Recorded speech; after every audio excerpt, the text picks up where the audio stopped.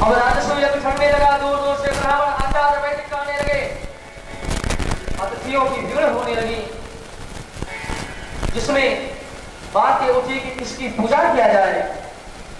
भीष्म पितामह से पूछा गया। भीष्म पितामह ने कहा मेरी समझ में अग्र पूजा करने के लिए केवल एक ही दिखाई पड़ता है, वो है द्वारिकाधीश कन्हैया।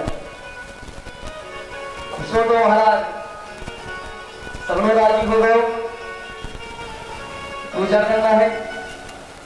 और जब पूजा होने लगा, ब्राह्मण वैदिक मंत्र को पढ़ने लगे, हरि ही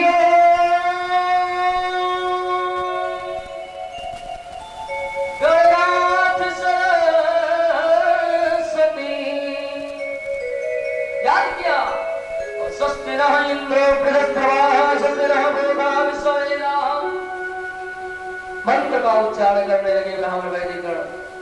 उन्हीं के बीच में बैठा हुआ शिशुपाल का सर चढ़ने लगा। ये उसकी पूजा हो रही है, ये जो मेरे पत्नी को हरण करके भग गया, मुझे मानना नहीं है। खड़ा हो गया, अरे भीष्म पितामह, लगता है बुढ़ेपन में तुम भी छुटिया गए हो ना। किसकी पूजा करनी चाहिए, किसकी नहीं करनी चाहिए। भगवान की पूजा करते हो तो दूसरे की स्त्री का हरण कर लेता है। आज भी दिल में बात चुभी है। कन्हैया ने कहा याद तो है इसको, अरे ग्वाला है, कोई कहता है नंद को छोड़ा है, कोई कहता है वसुदेव का छोड़ा है, इसके कुल को बटोरा है। तब तो पांडव खड़े हो गए, शिशुपाल चुप हो जा वर्णन, यहीं पर तेरा वध कर देंगे। भगवान ने सोचा कहीं युद्ध ना आरंभ हो जाए।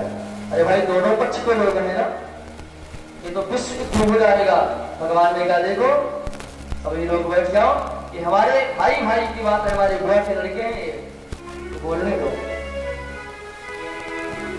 और शिशुपाल गाली पर गाली देते चला गया, गाली पर गाली देते चला गया। जब 100 गाली पूरी हो गई तो भगवान ने सावधान किया, शिशुपाल सावधान हो जाना। मैंने तुम्हारी मां को वचन दिया था कि 100 गाली तक माफ करूंगा, पूरी हो गई। अब एक भी लफ्ज मत निकालना। तो अहंकारी व्यक्ति को जितना समझाओ वो उतना चढ़ते जाता है।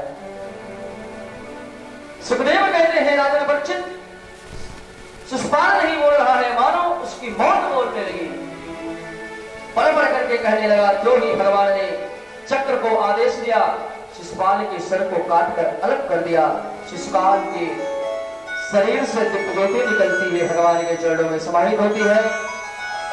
सभी लोग जय जयकार करते हैं, बोले द्वारिकाधीश भगवान की जय। अब तो जो शिशुपाल के पक्ष वाले लोग थे सोचे यदि हम कुछ बोले तो भी हमारी यही गति होगी, भैया बैठ जाओ। भगवान श्याम सुंदर का अग्र पूजन होता है, राजसूय संपन्न होता है। उसी में सुखदेव कहते हैं